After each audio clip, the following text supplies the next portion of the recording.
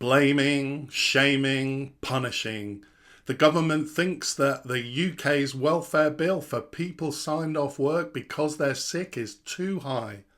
We cannot afford such a spiralling increase in the welfare bill, Sunak said. Rather than investigating why there's an increase in the number of people who can't work because they're sick, their starting point is to cut the benefits bill. Rather than considering whether funding to get people back into work should be increased, they want to cut the benefits bill. We can't afford it is such a lame excuse. The UK is one of the richest countries in the world. It can support people who need help to get their lives back on track when sickness gets in the way. Rishi Sunak presented the Conservatives' flagship policy on welfare in a recent speech. Let's look at a few of the things that he said. The first point to make is that the government sees this as a moral mission. Sunak talked of the moral mission of reforming welfare to give everyone who can the best possible chance of returning to work. He implies that this is about helping people, about supporting people to get well when they're sick, so that they again can live productive lives. Of course, if this was the aim of the policy, who would actually oppose this? Just because people can't work due to sickness does not mean they should be written off, and being productive is important for finding meaning in life. However, this is only dressed up in the language of helping people. But it's actually about getting tough on immoral benefit claimants. That is the truth. A second point is that Sunak implies that the answer to depression and anxiety is work. He says that there's a growing body of evidence that good work can actually improve mental and physical health. As with much of what he says, there's an element of truth in it. However, work is not a cure for mental health problems per se. Having a job and being a productive member of society may help in someone's recovery. This is totally true. But I think it's a dangerous idea to suggest that just get people back into work and this will cure most anxiety and depression. One important point here is that the job market has changed. Many people now work in really insecure, low-quality jobs.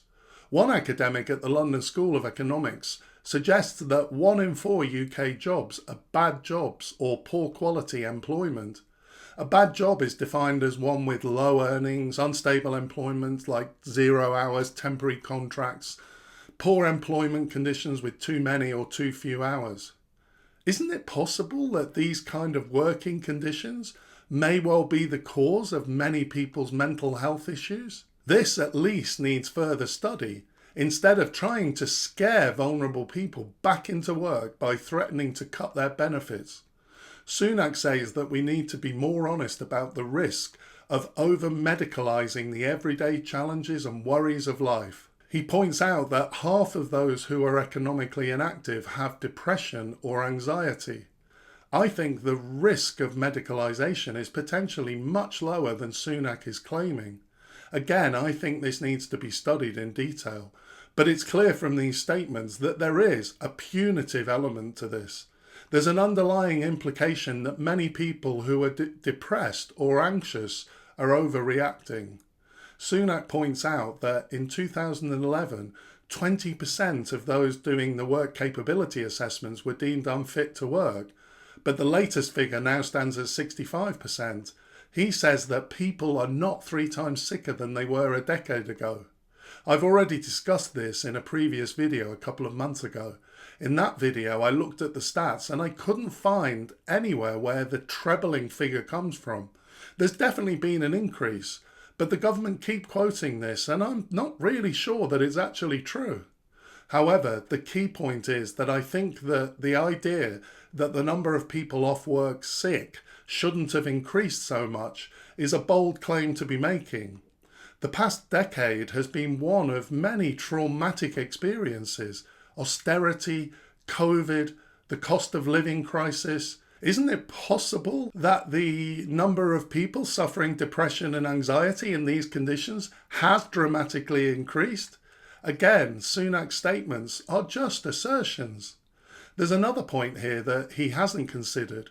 What happens if he's right and people were not sicker?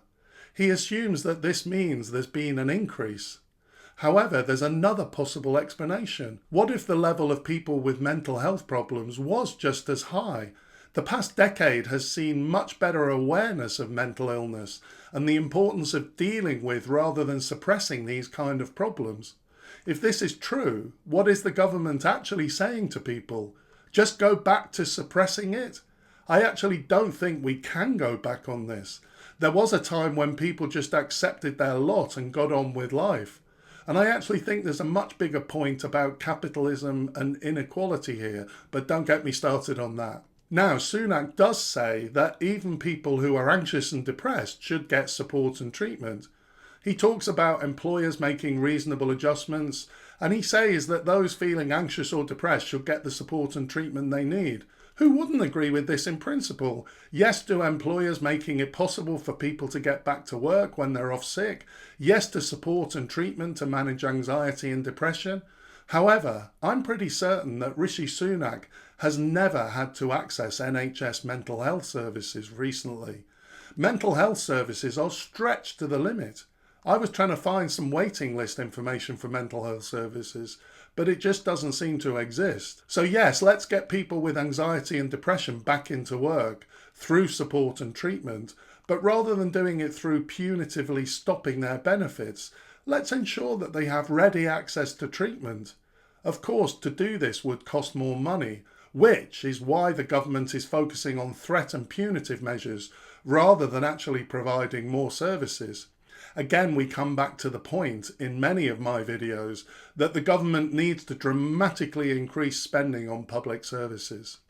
Sunak also talks about those citing anxiety or depression as their main condition being subject to a more objective and rigorous approach, and talks about linking the assessment more closely to a person's actual condition, getting greater medical evidence to substantiate a claim. Again, in principle, linking the assessment more closely to a person's actual condition with medical evidence is a really good idea. Who could object to that? But it will require resources to do the assessments, yet sufficient resources just are not there. This is why the whole thing is actually punitive. This isn't really about helping people. It's about identifying the people that they think aren't sick enough and making them go back to work. One thing that I think reveals the government's real intentions is the conflation of fraud with anxiety and depression. Sunak talks about not allowing fraudsters to exploit the system. He tells the story of the Bulgarian gang making 6,000 claims. Who wouldn't agree with clamping down on this? Yes, the government should be putting the resources into this. However, there's something really off about mentioning this in the context of people with anxiety and depression. It's a totally different issue. Finally, I just have to make a point about the implications that the economy is doing well. We've halved inflation to make the money you earn worth more, Sunak says. How many times is the government going to say this? Can we say that this government was also responsible for the massive increase in inflation in 2021 and 22? On this logic, we can. He also says the opportunities to work are there thanks to an economic plan that has created almost 1 million job vacancies. Sunak lives in cloud cuckoo land. There is no economic plan. There really isn't. We've had poor growth in the economy for more than a decade. And there's nothing in the government policies that's going to change this. Tax cuts certainly won't, and I've done a separate video on that.